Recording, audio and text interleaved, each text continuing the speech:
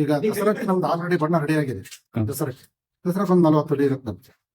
ಎಲ್ರಿಗೂ ನಮಸ್ಕಾರ. ನಾನು ನಿಮ್ಮ ಶ್ರೀಕಾಂತ್ ತೀರ್ಥಹಳ್ಳಿ. ಇವತ್ತು ನಾವು ನೋಡ್ತೀವಿ ತೀರ್ಥಹಳ್ಳಿಯ ಹುಲಿ ವೇಷದ ಬಗ್ಗೆ.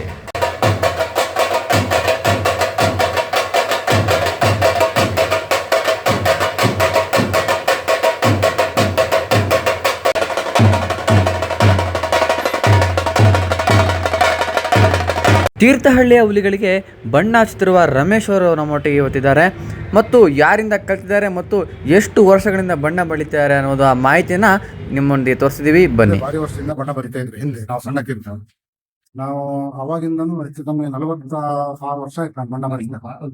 ಹೆಚ್ಚು ಕಮ್ಮಿ ನಮ್ಗೊಂದು ವರ್ಷದಲ್ಲಿ ಒಂದು 100 ಅಂದ್ರು 4,000 ರಿಂದ 4,000 ಬಣ್ಣ ಬಂದಿದ್ವಿ. ಹುಲಿವೇಷ ನಮ್ ತಂದೆನೇ ಕಲ್ಸ್ಕೊಟ್ಟಿದ್ವಿ. ಈಗ ಆಯಿಲ್ ಪೇಂಟ್ ಅಲ್ಲ, ಇದು ರೆಡಿ ನಾವೇ ಮಾಡೋ ಪೇಂಟ್. ಆಯಿಲ್ ಪೇಂಟ್ ಆದ್ರೆ ಮನುಷ್ಯನಿಗೆ ಭಾರಿ ಕಷ್ಟ. ಇದು ನಾವೇ ಮಾಡಿದ ಪೇಂಟ್.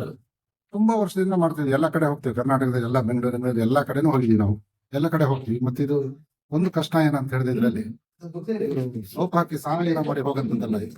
ಸೌತ್ ಕೇಂದ್ರ ಎಲ್ಲ ಇದು ನಮ್ದು ಆಯಿಲ್ ಪೇಂಟ್ ತರಾನೇ ಬರುತ್ತೆ. ನಾವು ಮಿಕ್ಸಿಂಗ್ ಇದು ಬೇರೆ. ಮತ್ತೆ ಇದು ಬಣ್ಣ ಕೂಡಲೇ ಇವತ್ತೇ ಮಾಡಿ ಇವತ್ತು ಬರೆಯಕ್ ಬರೋಲ್ಲ. ಇದು ಹೆಚ್ಚು ಕಮ್ಮಿ ನಾನು ಈ ಗಣಪತಿ ಹುಲಿ ಬರೀಲಿಕ್ಕೆ ಸುಮಾರು ಒಂದು ತಿಂಗಳ ಹಿಂದೆ ಮಾಡಿಟ್ಟಿದ್ದು ಬಣ್ಣ. ಇದು ಈಗ ದಸರಾಕ್ಕೆ ನಮ್ದು ಆಲ್ರೆಡಿ ಬಣ್ಣ ರೆಡಿ ಆಗಿದೆ. ದಸರಾಕ್ಕೆ ಒಂದು 40 ಹುಲಿ ಇರುತ್ತೆ ನಮ್ಗೆ. ಅದರಿಂದ ಅದನ್ನೇ ಮಾಡ್ಕೊಂಡ್ ಬಂದಿದ್ದೀವಿ ಅವಾಗಿಂದ. ಇನ್ನು ಮುಂದೆ ಎಷ್ಟು ಟೈಮ್ ಆಗುತ್ತೆ ನೋಡ್ಬೇಕು. ಈಗ 60 ವರ್ಷ ನಡೀತಿದೆ. ಈಗ 48 ವರ್ಷ ಆಯ್ತು ನಾನು ಮಾಡ್ತಾ ಇನ್ನ ಮಾಡ್ತೀನಿ. ಇನ್ನೂ ಹೆಚ್ಚು ತೀರ್ಥಹಳ್ಳಿಯ ಹುಲಿಗಳಿಗೆ ಬಣ್ಣ ಬಳಿಯೋವಾಗಲಿ ಅಂತೇಳಿ ನಾವು ದೇವರಲ್ಲಿ ಪ್ರಾರ್ಥಿಸ್ಕೊಳ್ತೀವಿ. ನಮ್ಮೊಟ್ಟಿಗೆ ಮಾತಾಡಿದ್ದಕ್ಕಾಗಿ ಧನ್ಯವಾದಗಳು ಸರ್.